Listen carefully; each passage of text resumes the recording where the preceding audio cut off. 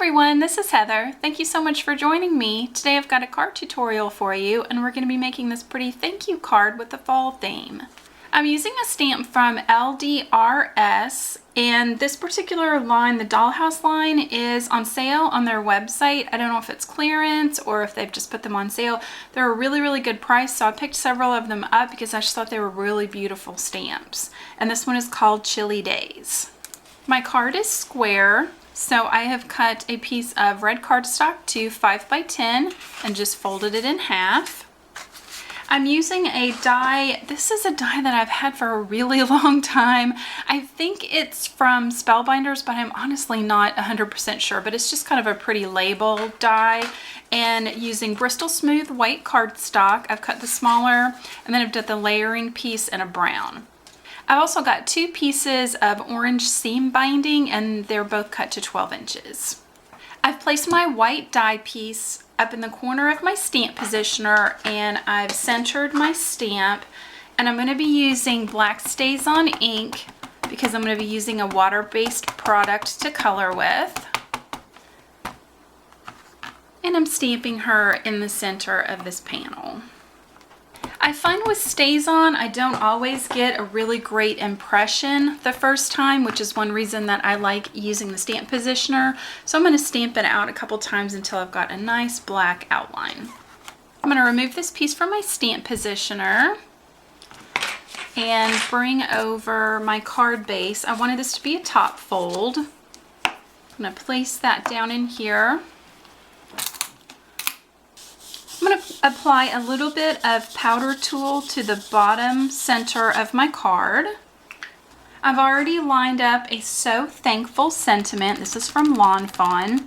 Using Versamark clear ink, I'm going to ink that up and stamp that on my base. With gold detail embossing powder, I'm going to apply that to my sentiment. And now I'm going to melt my powder with my heat tool.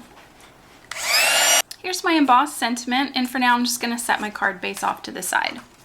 For my coloring, I'm going to be using Arteza brush markers. I really like these. I think that they're a really kind of quick and simple way to do watercoloring. And you could do this on watercolor paper.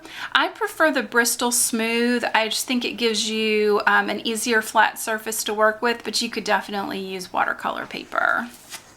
I love these markers, but one of the things that I don't like is there are no color numbers or color names. So it's a little bit difficult for me to tell you exactly which marker I'm going to be using for which color, but I'll try and show them to you and give a little bit of a description. So I'm going to start off by coloring the leaves.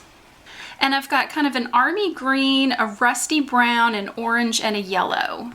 When I'm laying multiple colors down in the same section, I like to add the color with the marker just directly on the paper, and then blend it out with the water, and then go back in and add the next color and blend it out. I find that if I place all of the colors down at the same time with the markers and then blend it out, I just get a big muddy mess where you can't really see each individual color. And for some things that might be what you need, but for this I really wanted the individual colors on the leaves to show up. So I've laid down some of that yellow, picked up a little bit of water on a paintbrush. I'm just using a number 8. And I'm just going to kind of blend that yellow out a little bit with the water. You don't want to overwork the Bristol Smooth with too much water so that it doesn't kind of bubble up. I'm going to move on to the orange and just add some in different sections. And I definitely like to start kind of lighter colors to darker colors, especially when I'm kind of building them up. So I've laid that orange down.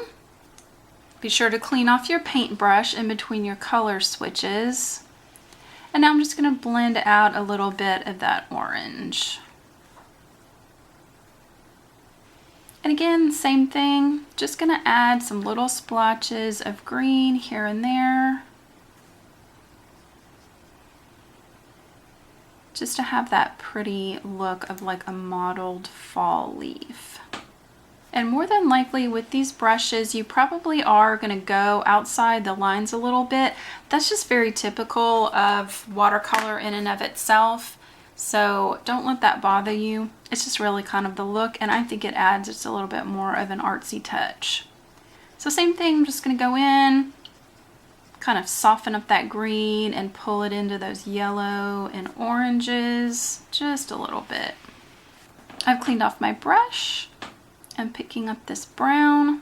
I'm going to go in and add some brown in some places. Now, if you find that your paper is very wet from where you've continued to build up your color, you might get a little bit of just a lighter touch of the next color that you lay down. So if you find that it's too wet, you might just want to give it a second to dry or hit it with your heat tool, just so that you're not doing a wet on wet technique, because that will really fade out your colors. Again though, that may be something you want just depending on your project that you're working on. If you do want a lighter color, then you can definitely go wet on wet. And now with that brown laid down, I'm going to go back over with some water and just blend all those in together. For her face, I'm using this really kind of pale peachy light flesh tone. And I'm going to apply that just in the areas where I want it to be a little bit heavier. I'm not coloring in her entire face. So I want to be able to draw that color in towards the center and make it a little bit lighter. Just made sure that my brush is really good and clean after doing the leaves. And I'm just going to pull that skin tone out into her face. Add a little bit more. I'm just going to kind of keep building that color up a bit. For her cheeks and her lips and a little bit of highlight, this is sort of a light salmon, light coral color.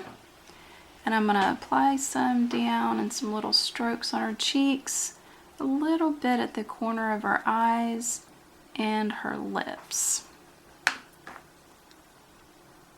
Take my damp paintbrush and just smooth that out.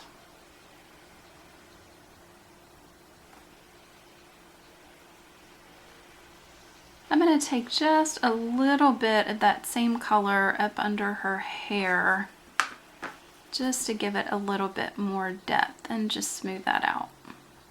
If you find that you have a section that maybe has a little bit more color than you would like, just kind of touch your brush there and see if you can't just sort of fade that out a little bit. I think these markers are very, very forgiving. Using the same sort of army green color that I used in the leaves, I'm going to color in her scarf and carefully color in her eyes and just blend that back out. I've gone back to the same brown that I used in the leaves, and I'm going to add just a light touch of that in her hair.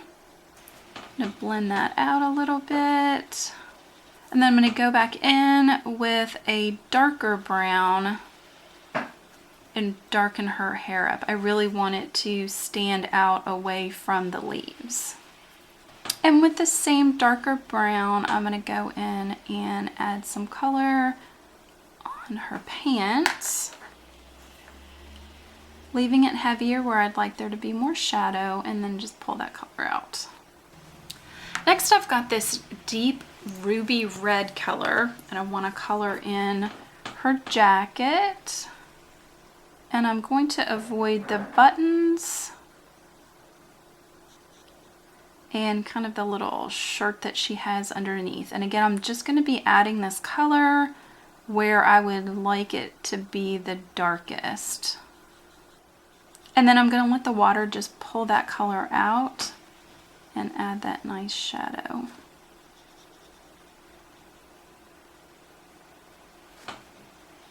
And if I feel like I want it to be a little bit darker red in some sections, add a little bit more depth, I can definitely just go right back over and do that. And I almost forgot her hood. I'm going to go in and fill that in. Going back to the same green that I've been using, I'm going to fill in the buttons and the shirt that she's wearing underneath her coat.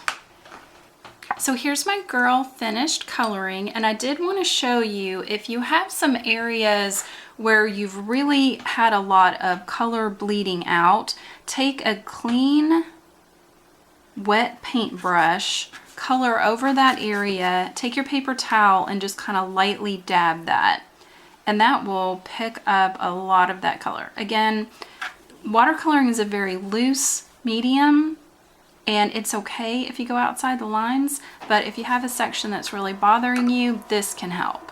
Another thing that you can do to kind of help color over that is what I'm going to do here, and that is add sort of a shadow around the entire image. So I have this pretty kind of a light medium blue-gray color, and I'm just going to go around my entire stamped image and just kind of sketching along, just fill all that in.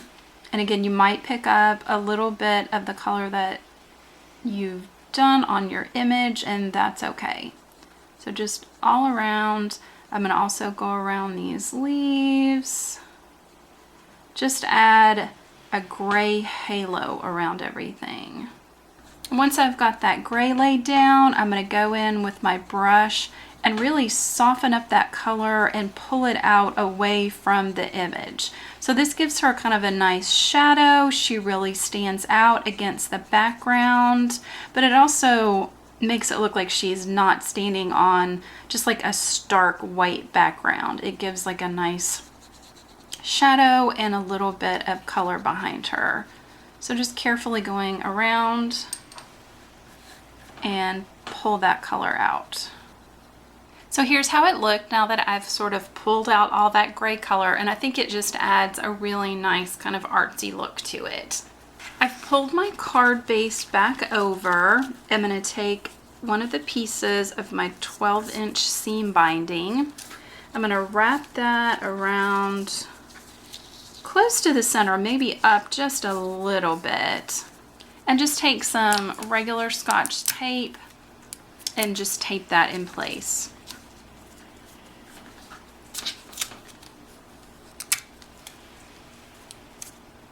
I've used tape runner and adhered the white die cut piece to the slightly larger brown die cut piece, and on the back I've added some foam squares, and I'm just going to place that on my card above my sentiment. I've got my other piece of seam binding, and I'm going to slip that under the first that I wrapped around my card, and then I'm just going to tie a nice pretty bow.